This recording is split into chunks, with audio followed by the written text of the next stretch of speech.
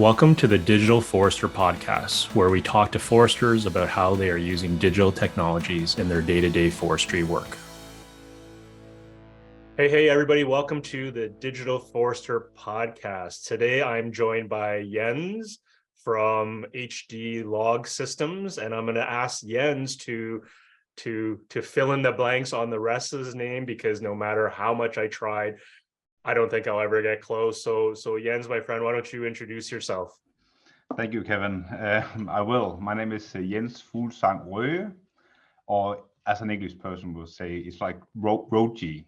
So I'll be fine with that. Also, both by you and other English speaking people as well. So Awesome. Well, it's a pleasure to meet you. You and I have not met before. And whereabouts? I'm calling from Ottawa, Canada, but whereabouts are we reaching you today?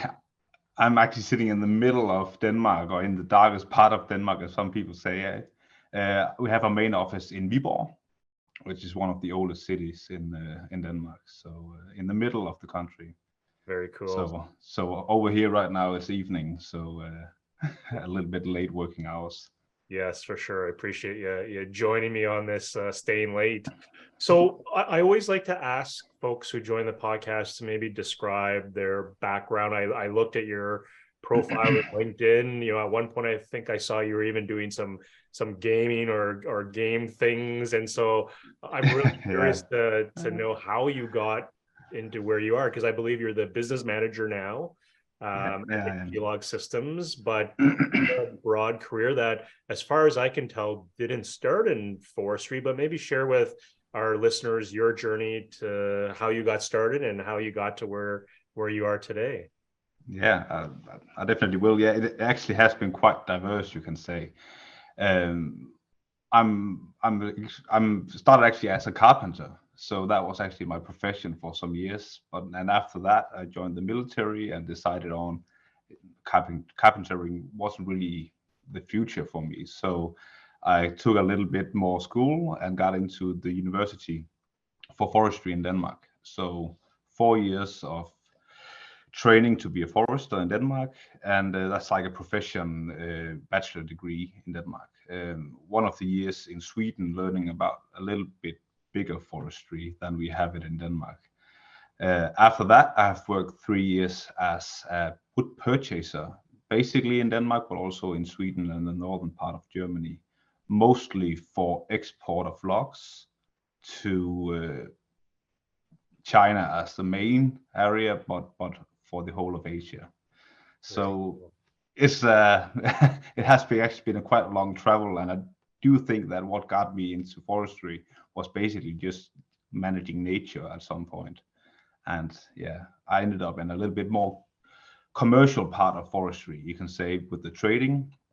A lot of my fellow students ended up a little bit more in production, or in like managing of nature, even the open part of nature. But forestry really got it to me, and the commercial part definitely did. So Very cool. So would you say that was part of the plan, or yeah, no, not at all. But sometimes that's just how life goes on, I guess. So yeah, so got some great possibilities during the way, and yeah, just said yes, this sounds like a good idea, let's do this. Yeah, so, well, with a carpentry background, I'm going to assume you have fantastic woodwork items in your home, or maybe you just completely left that behind, but I suspect it's still a bit of that. Yeah, definitely still have that. But I think it's like probably like a profession disease or something, whatever you would call it. Like, this is like going back.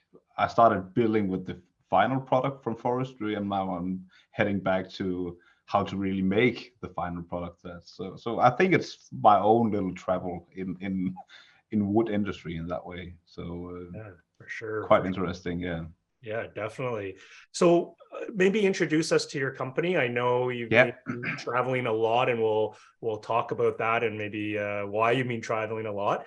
But maybe introduce us to your company, because I know, looking at the background of the company, it's related to a much larger set of organizations with several hundreds of employees. But maybe give us an overview of who your company is and the relationships and some of that work, how you fit into that large organization and that green economy Well, the company is actually quite old. It's called HedeDanmark, and that's our operating company. We actually owned by it's called a commercial foundation.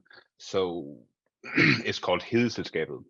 So they have like a different way, or at least a different set of rules for the company. At least what the idea of the company is, and then the operating company HedeDanmark is where we make the money for the foundation to exist. So the company was actually established for more than 150 years ago by a guy called Enrico Dalgas, a Spanish guy traveling to Denmark, and actually taking a lot of unfertile land in the western part of Denmark and cultivating it and making it productive, even if it was like turning more land into farming or even forestry instead.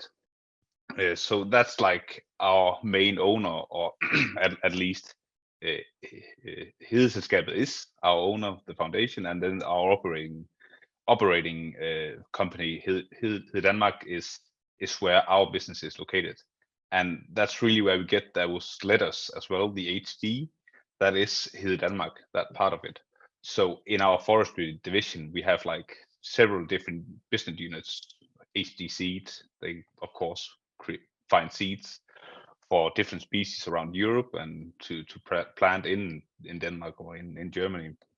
We have like HD silver, and they trade all logs and in Denmark and in Sweden and Germany, and also for Asia now. So they actually bought a smaller Danish company and put that into the group as well to have a better stand in that, and also like trading like investment part of forestry in the Baltics. We also have a part of the division is investment for bigger investors to make quite huge amounts of investments in the Baltic forestry, and then we of course take care of the land and make sure they have a profit on the beside all the value profit they get from that. So there's a lot of different units, and one of these units is of course also our part with the HD LogSystems. So and that part has not in this form, but it has existed for at least the last 20 years, I think. So it's actually quite interesting, that part. Yeah, for sure. Well, I'm glad I didn't make a bet with you on what HD stood for, because I would have said high definition, and clearly I would not have been anywhere close whatsoever to. It could have been. It could have been. I know, eh? It could actually be quite perfect there. So yeah, exactly. Yeah, very cool. Very cool. I think that's a new way for us to market it, definitely. Yeah, exactly. So maybe walk me through the journey, because I know in 2000 there was a gentleman that I believe saw something in passing in a completely different space and had this idea to say, hey, I'm going to try and do this. And then that created, I believe, your first product that won several awards, innovation awards, has been in use all sorts of places. But maybe start us off with that story, and then I will. The latest and coolest. I definitely will, because stuff like that just come up the weirdest way. It was like my colleague Lars, he has been working in the company for more than 25 years, actually started as a forest worker, planting and harvesting, stuff like that, like manual job. And he started working with measuring stacks of raw wood in the forest. And in 1999, we had a big storm in Europe, and there were a lot of wood to measure. So he was probably walking around doing that and thinking there might be an easier way of doing this. This takes too long time. And he read an article in a Danish newspaper about sequencing white and red blood cells with photogrammetry, you can say. So just by the shape and the color, a computer could tell if it was a red or white blood cell. And he thought it should be possible to use this on logs as well. So they actually started into some development and testing and see if this even possible. And they come up with a solution where a computer program could actually see what was logs, what was the end surface of a log in a stack of wood, how big it was and stuff like that, from technology used in the medical industry. So that was basically where it all started. At that point, they took pictures with digital cameras and took the SD card and sent it in by mail to like someone who had a big enough computer to manage this. That of course evolved quite fast when we got better smartphones and stuff like that. That you could take the pictures from the smartphone instead. And of course, someone should sit there and put on the polygon of the stack and stuff like that. But at least they got started on the development that ends us up where we are today. Yeah, yeah. So and I believe that that's product, like LogStackPRO, I think is the first one. yeah, actually not. I actually don't know the name of the first one we had. It's now 24 years ago or something like that. It started, but the system that really gave the big breakthrough in this area was that LogStackPRO. That was built on a bigger tablet with a stereo camera on it. So the stereo camera is used to put on the size reference of the picture you basically are taking. Basically, we are taking a video of the surface of a stack, and the system is stitching all the images together to like a big panoramic image. And use of the stereo camera technology, where we know the distance between the cameras, we can actually put a perfect size reference on that picture. And then using all the technology on work they have done on the machine learning of finding the logs, that part is done automatically. So the system just needs to take a big panoramic picture. We know the size reference on it, and the augmented reality puts on all the log surface on this picture, and then we know exactly the volume. So that was basically the big breakthrough of the LogStackPRO. Yeah, very cool, very cool. And when the company and Lars and other folks were doing this is pretty novel technology. It's like pulling photogrammetry, some machine learning, new tablet, stereo cameras. How was the response from the Danish forestry industry and maybe even the EU forestry industry? Was it a walk in the park? It was easy. People said, "Oh, this is fantastic," or was there some proof that the team had to do to showcase that this really worked and was a viable solution?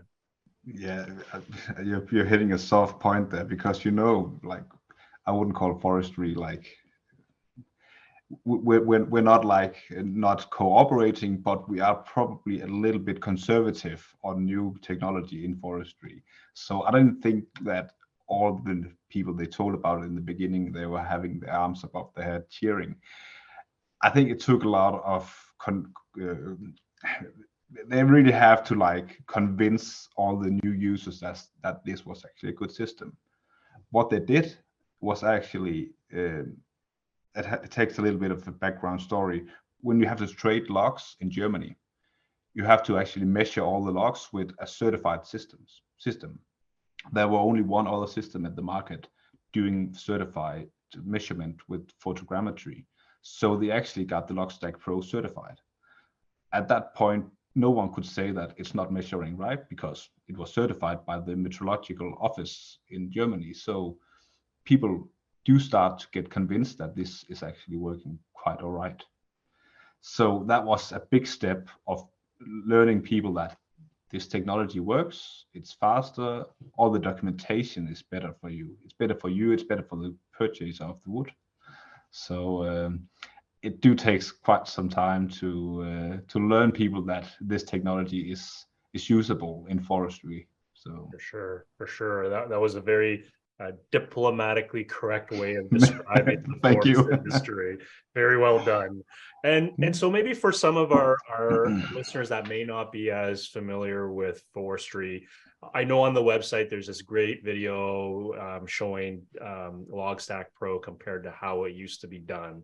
Yeah. And literally, like within a couple seconds, right, the person operating the LogStackPRO was already like on the neck deck and like just moving forward. But maybe for folks who don't come from a forestry background, can you describe the old process of measurement, and I suspect it's very manual with actual measures, and then we'll go from there, because I know you use that term metrology, which is very unique.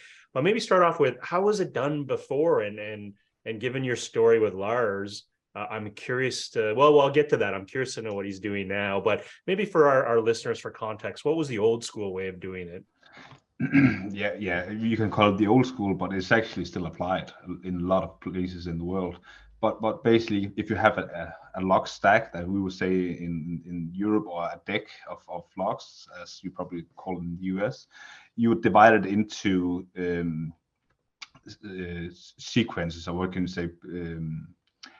If it's like 10, if you have a log deck that's 10 meters long, you would probably divide it into segments of 2 meters. And each of these segments, you will like you will mark it with a spray, and you would estimate the height of this segment. So you like do an optical estimation of this block. This is 2 meters and 25 centimeters high, and you will measure each of these blocks. Of course, the stack is not square, so you have to like imagine, if I would make this part square, this is how high it is in this section.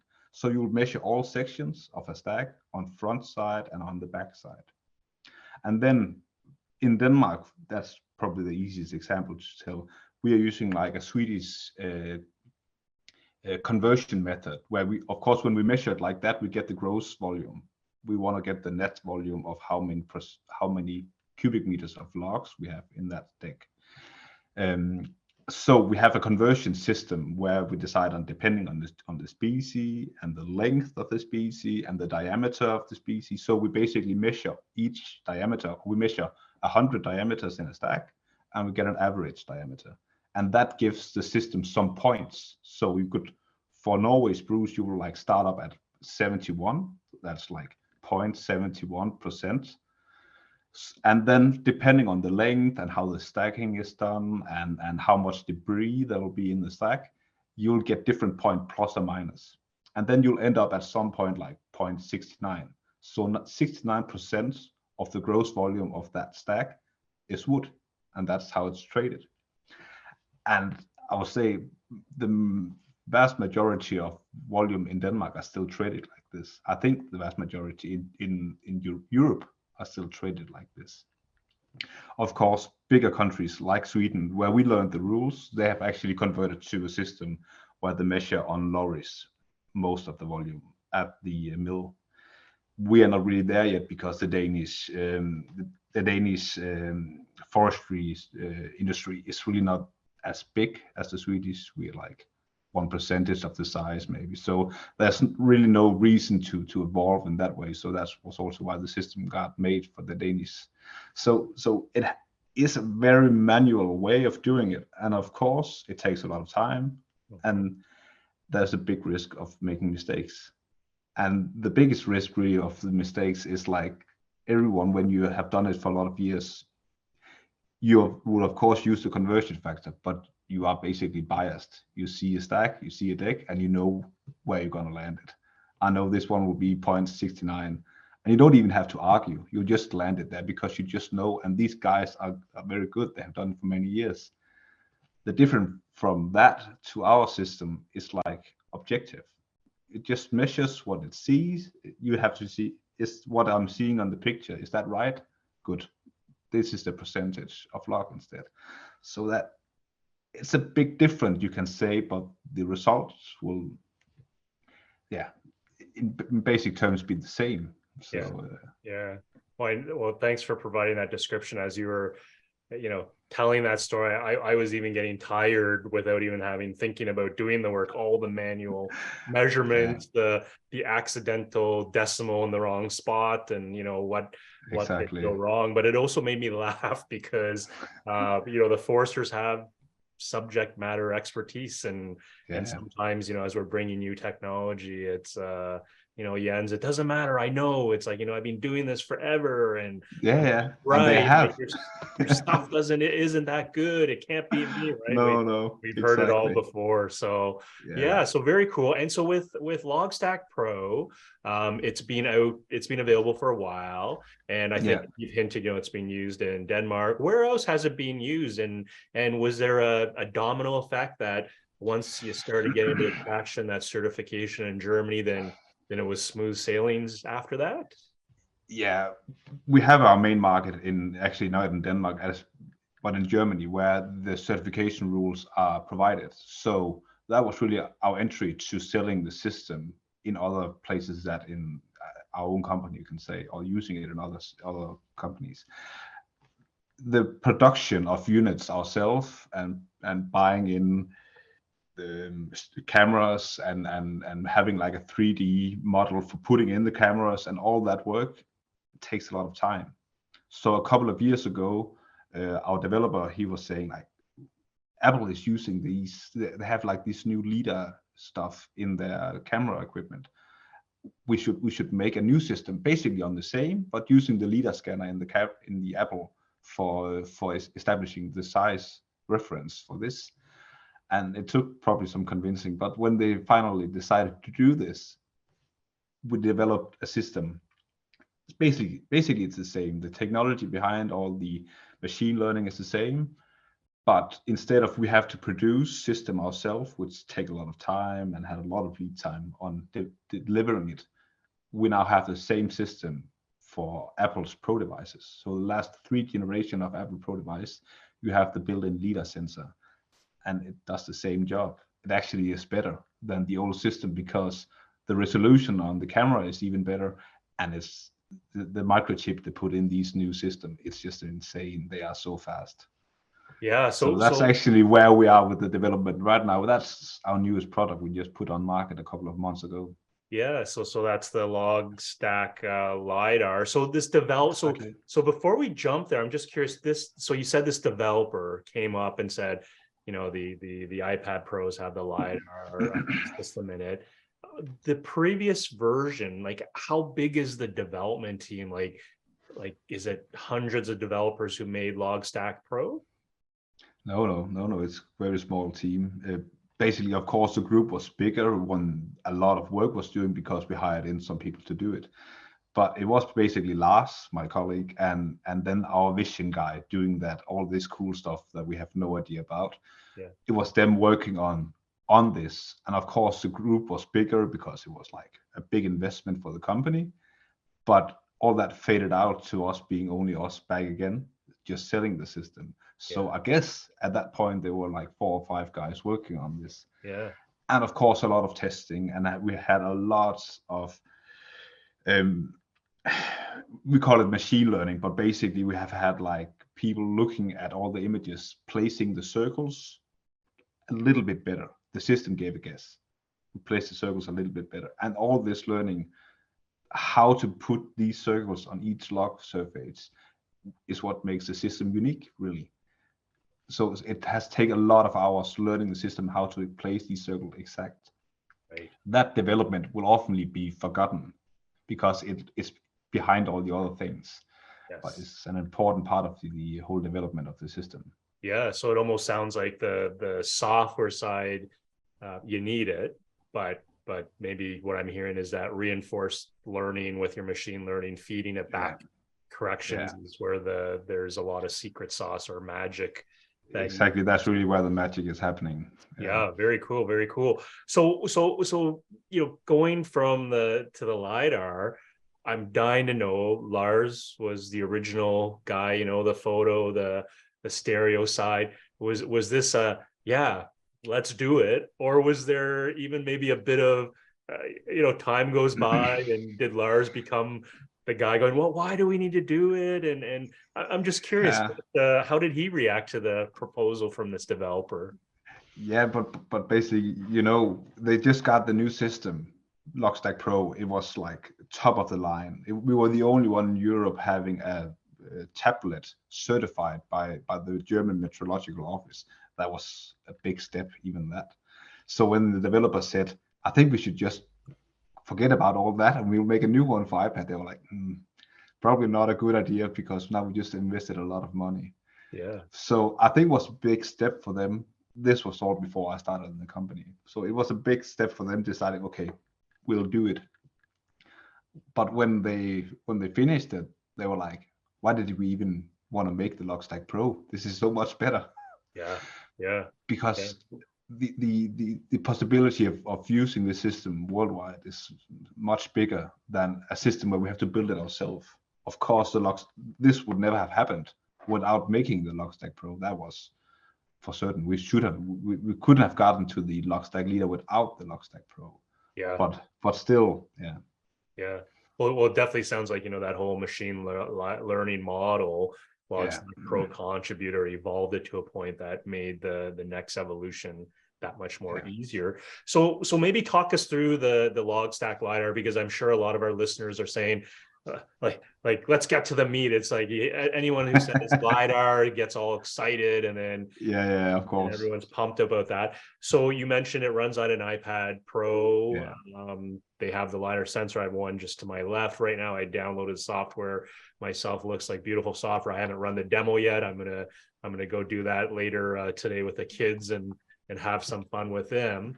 But it's sounding like it's taking the LogStackPRO and leveraging the laser for measurements and automating things. Is that a fair statement, that the step change is there?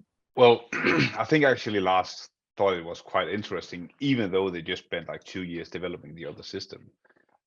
Because of course, guys working with this, I think all development is fun. So it's probably took some some degree of persuading the boss to say, okay, we'll probably do this. This is a quite big investment. So they did, and the developer said that this could be done. So they did change the system, or they at least made a new system. We're still working on the old one because that's the one that's certified in Germany. So yeah, I think Lars was actually quite happy, even though it was a big step jumping to a new platform. Yeah, no, absolutely. I played around with the tech myself. It's super cool. So with that stack or the deck and potatoes, depending where you are in the world. Yeah.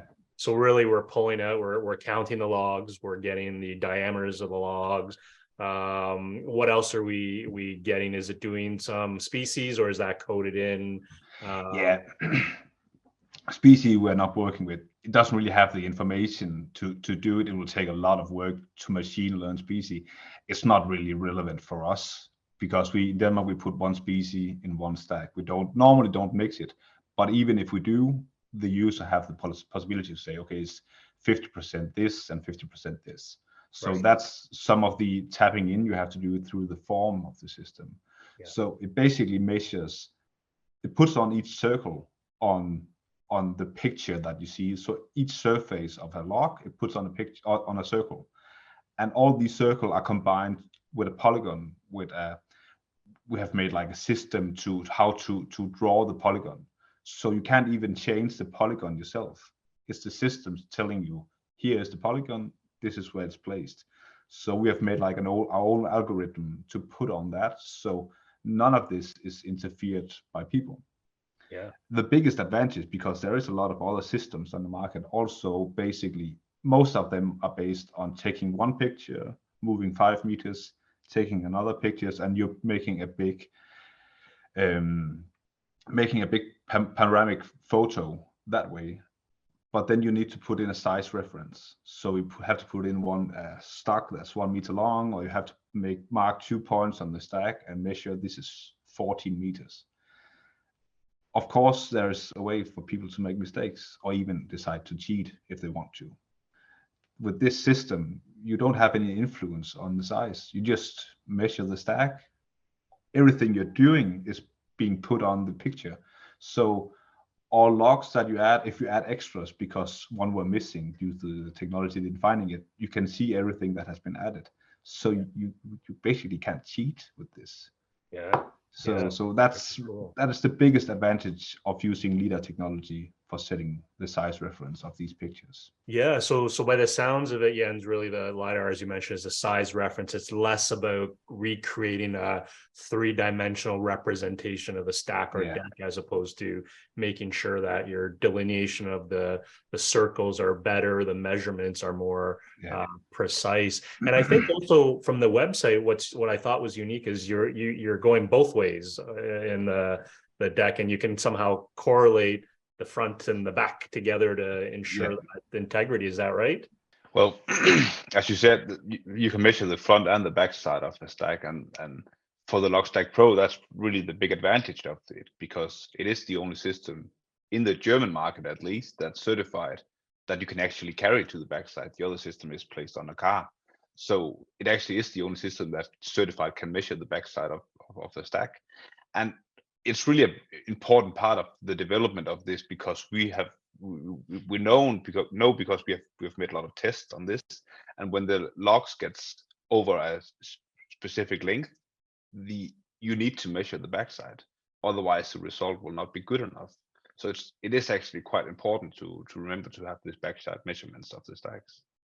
You've been traveling a lot. We've been trying to connect on this podcast, and I know as I watch, I'm like, oh, it's like, the HD logging team, they're out somewhere in Idaho, somewhere, and then the next thing I know, you're somewhere else. And that's why before we did the podcast, I was like, man, where are you? And you're like, Denmark. At least you're home, because I know you haven't been home for a while.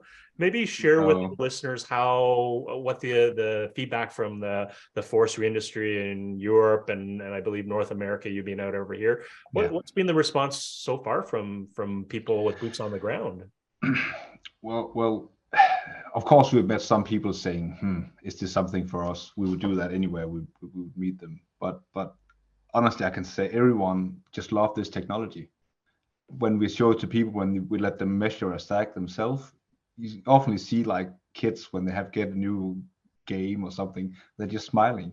And when you see grown-up people standing there measuring and deleting some logs that were caught wrong, they're just actually smiling, because this is so easy and it's so fun working with this.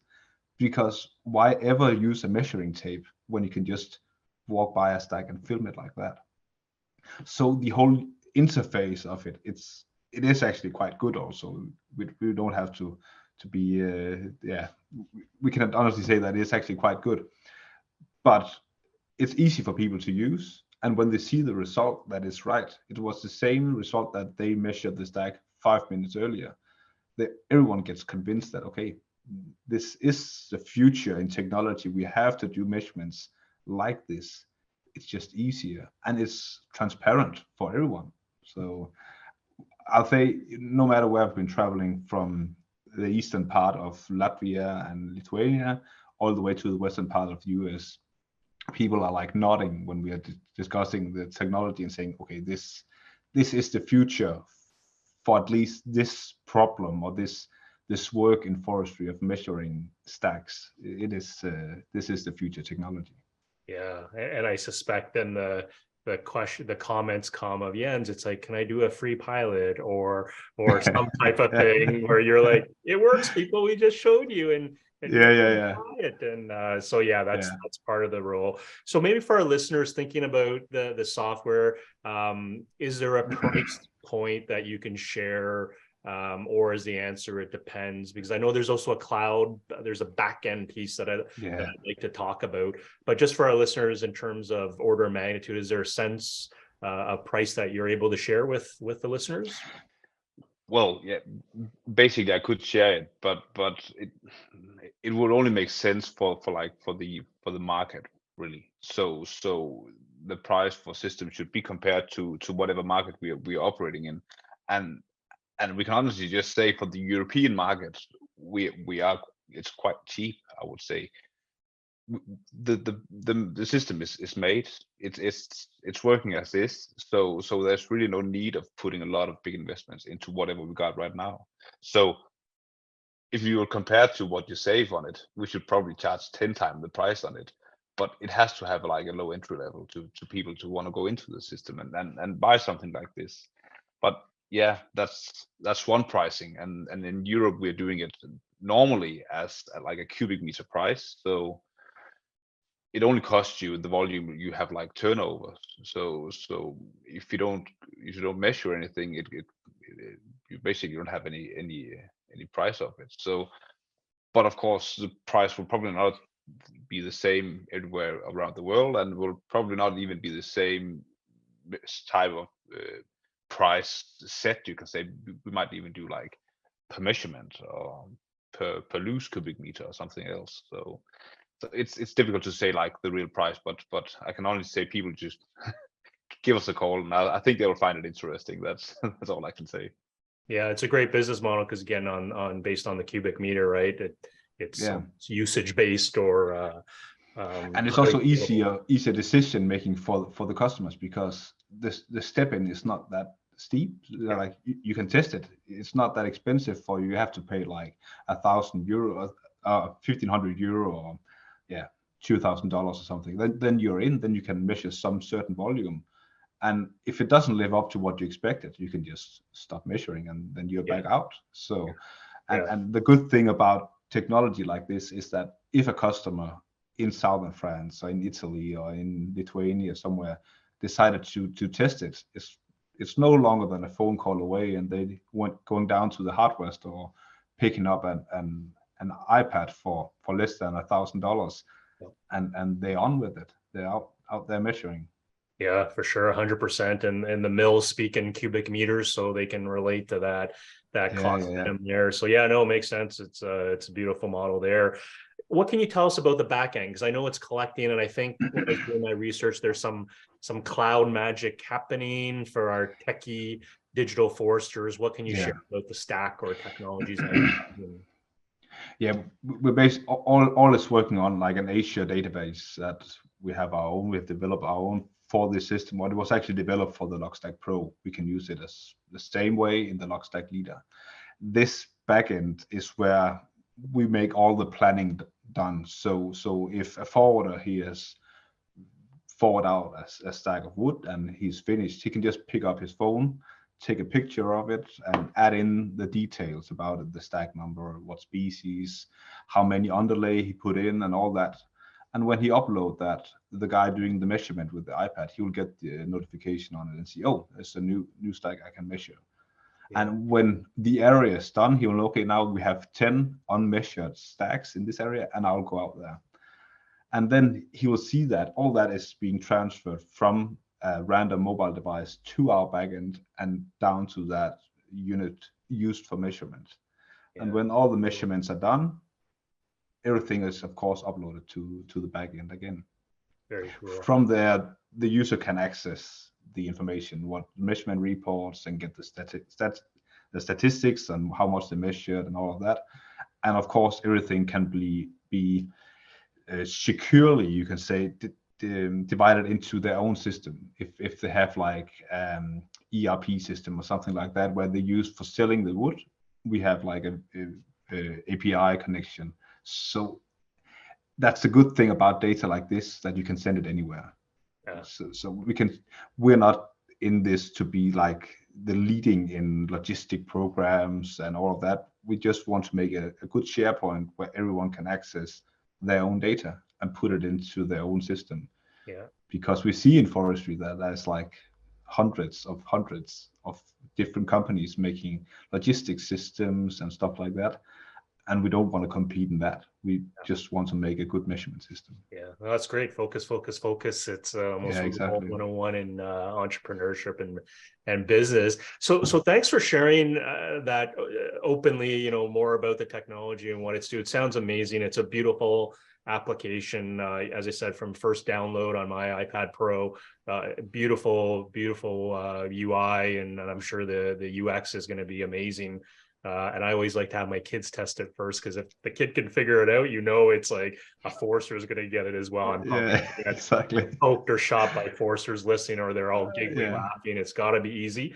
So at this point, I'm curious to get your input on a couple of different views and on the future. So with this podcast, I always get people to project out what the world could look like and what would get them excited. So on one end, I picture a Boston Dynamic robot dog with an iPad Pro with your software running, just running down, the login road and just scanning the stacks, and then there's a cell connect, a Starlink somewhere, and boom, the data's up, and then the client's like, yeah, it's fantastic, accurate, objective measurements. On the whole robotics side of this thing, do you see that as something that you get excited about, or do you think it's too early? I basically I think that is the future at some point. I'm not sure that I will see it in my career like being implemented fully, but we'll definitely see a lot more of it. We already seen like automated planting machines in Sweden and automated harvesters. And if the gap to making a harvester automated, of course we can make everything automated in that. We've discussed it a lot. Why don't we just make a drone? We just fly out, measure the stack, and back in again. And basically, it's possible until like reality hits, because sometimes they put the deck or the stack inside the forest underneath branches. It's like it's not really an environmental for a drone. And there's all this quality part that we will never lose that in forestry, as well as I'm concerned. I'm probably also damaged from my time as a purchaser, because the quality of the logs that we're buying is also important, and that takes some skilled eyes. You'd like to look into a stack. Oh, there's a little bit of rot in there. I know this guy, he'll normally do a good job. This is a good stack and stuff like that. All that will be difficult in a stack to find that information. That takes a lot of experience, a lot of looking into the stack and looking how it's stacked to see really how is the quality of this. I'll probably eat my own words in like 10 years. We'll just fly out there, do like a 3D scan with some, I don't know, technology where we can look directly into it and learn all that's done, all the mistakes are. We even see like mills adding CT scanners on the entry of the mills. So yeah, they know everything about each piece of log that's running into the factory. Yeah. So I think we can have an idea of how the development will go, but I don't think we have any idea where we would end up in even 15 years in this. Yeah. Well, but for that, I do still think that measurements will be done like this, at least for some years. Yeah. But there's a lot of holding back because people want to have control of their own wood and the measurements. So some will hold it back for many years. But I do see that industry measuring some of the logs, some of the volume themselves will probably be an ending point at some point. Yeah. Well, it's fascinating points, because one, I think you're touching on the complexity of forestry that often people don't appreciate, and especially in, let's say, in an AI machine learning scenario. Well, guess what? I'm pretty sure it snows in Denmark just as it snows in Canada, and seasonality can change things. But I think the also great point you mentioned is that quality component, is that we're not getting rid of foresters. You still need the forester's subject matter expertise, and that's never going to go away. And so fantastic 2 points. You're probably sensing where my next question is going to go, because lately it's all about chat GPT. Now it's even about auto GPT. You hear words like chaos GPT and the need for regulation. You're obviously using machine learning, which is a subset of AI, and deep learning is a further subset of that space.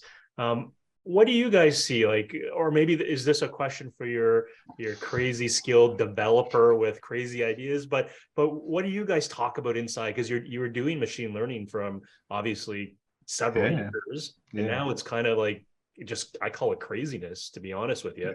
But what's your view on this whole AI stuff and what it means for us foresters? I really think it's hard to say for forester isolated what it would make a difference for us. But I think for people in the entire world, everything will be different in just 5 years. We won't even imagine what will happen. And I think foresters will probably see some of it coming, some of it they won't even recognize. They'll just use all their system, use their phone as they've done for many years, and all this technology will just be implemented everywhere. We won't even know it's being implemented. It will make our life easier, but at some point we will also say, was this really what we wanted? I see that a lot of industries have the room to add all this technology, and forestry has a big chance of developing as well. There is though some parts of forestry standing a little bit back because we are working with natural resource, and it is natural and it's organic, and we can't really control everything happening. So there will be probably for some a safe space still in forestry where you can actually, if you don't want to work with AR, you can actually probably go AI, you can probably go around it and work the rest of your life without it really having a big influence on you. So I think there will be for some a safe place in forestry. But from my side, we'll do what we can to implement it because it's great technology, at least with the right use it is. So for sure. Yeah. And so along those points, how many megapixels is too many? How many LiDAR density is too many? Because Apple's going to keep making these iPad Pro, right? And going, but at what point is it good enough? Would you say we're already good enough with LogStackLIDAR, or is more better? We need, more megapixels. Heck, put 2 LiDARs on them at multi-wavelength, and put the stereo cameras on the iPad. What are your thoughts on that? Are we at the point where good is good enough? Yeah, I think we're at like a point of like push and drag, because when working with it, we want to have the best resolution. We want to get as close to the stack as possible, most LiDAR data as possible. But at the end of the day, people want to stand out in the forest. They want to finish the report and send it online. And they're like, oh, it can't be too big because it takes too much time, because the 5G network is not even good enough. So the technology and the possibilities are huge with this. But we are really, every day we're like scaling it down because it's not possible, because the infrastructure is not ready for everything that we can do. We can do a lot of work out on the system, but we have to like cut down the resolution every time before sending it, because it's not possible sending a 2 gig file up to a backend, because people are saying we can't even email this. They have to be smaller, because it always hit like the working use of each system. So even as smart as it can't get too smart, because we have to like keep it down at some point, at least for that area. But I think Apple will continue, and I do hope, of course, they will continue with the LiDAR system. I don't see a reason why not. But as you saw, just the step from the 13 Pro to the 14 Pro, going from 12 megapixels to, I guess, 48 or something, it's insane. All the information that they put into each pixel now, it's incredible.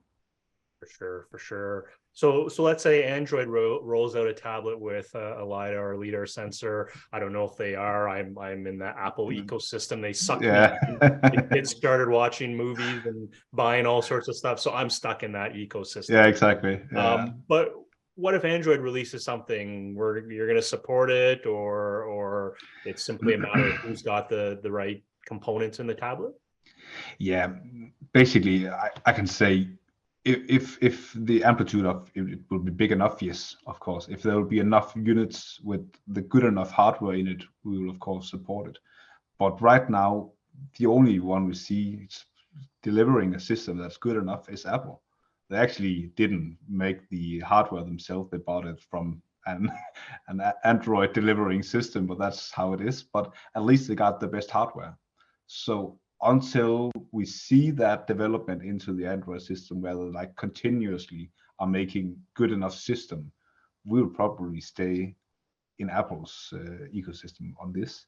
Of course, we won't let a market run away if there's a good LiDAR technology in the Android. But let's see what happens the next couple of years in that.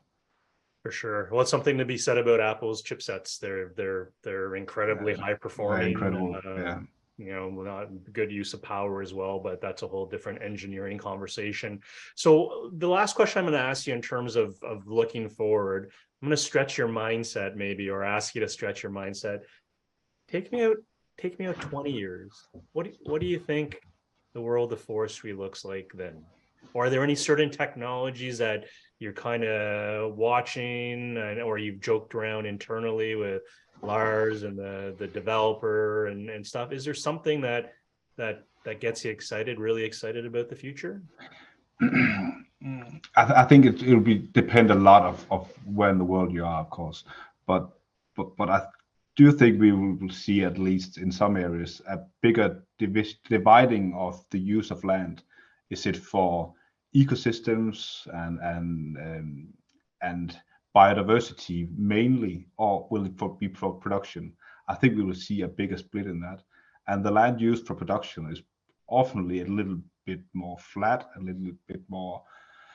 There's not a big change in it. So everything that can be automized will be easier in the production farms. In Denmark, we've a lot of years seen that it's being like mixed in together, and I do think that the forest can actually do that, be productive and also have the ecosystems. But I don't see the development in what people want. Is that they want to use wood furnitures, but they don't want to see tree cut down. So I think we'll see a bigger dividing of more production areas and more areas for ecosystems. And when we do have that more focus on production in some areas, there's also the possibility to make the technology even more in use. So as mentioned, the automotive harvesters, I think in some years, the biggest percentage, the biggest part of all that is harvested is done automotive. Why have another person sitting on that as a dangerous job? Why not just have a machine doing it? I think the possibilities for automative systems in forestry is amazing. It is. Yeah, for sure. Anywhere from trucking to harvesting, and I know I used to joke where people would ask me, "Are you worried about autonomous cars or vehicles?" And I'd shake my head and say, "No, I'm worried about the autonomous harvesters or the feller bunchers, because they have a big exactly. That's the one I'm worried about, not the car. I have a good probability I could survive the car that hits me, but that other one, I don't think so. But so hey, Jens, I really enjoyed the conversation. I enjoyed meeting you. You and I have not met before, so I always love these cold intros right into the podcast. Yeah. I'm looking forward to meeting you in person and chatting in person and learning more about each other. So for folks who are interested in following up and learning more, the app is available through the App Store, the Apple App Store, so they can download that.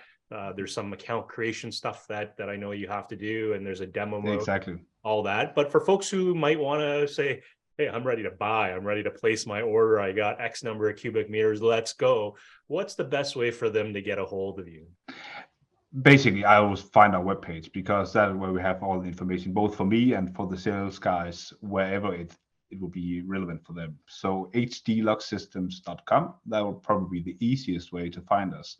Otherwise, just go to our LinkedIn page and you can search the same HedeLogSystems. And that will also lead you into our webpage, where you can find all information needed about the product and about how to find the local salesman for the system. So that is probably the best I can say, and feel free to reach out for me. I also like to hear a lot about the different problems people have with measurements. We know systems like this, it's not like a one suit size fits all. So we do have to make like small changes for each market, each customers. So don't be frustrated if the system is not like perfectly suited for you. We can help you with that and make it work for the local rules and stuff like that. So reach out for us and we can definitely make something good out of it. Awesome. So there you go, folks. If you need to reach Jens, HedeLogSystems.com. Don't be afraid of needing some tweaks. After all, their developer built this, by the sounds of it, pretty quickly. So I'm sure any help you need, the HedeLogSystems team can help you out. So Jens, awesome meeting you again. Appreciate you making some time to talk with me. I learned so much. I'm going to go out into my park here and give the app a test. And so wishing you all the best. I look forward to meeting you in person one of these days. You too. Thank you very much. Thanks very much. Bye for now.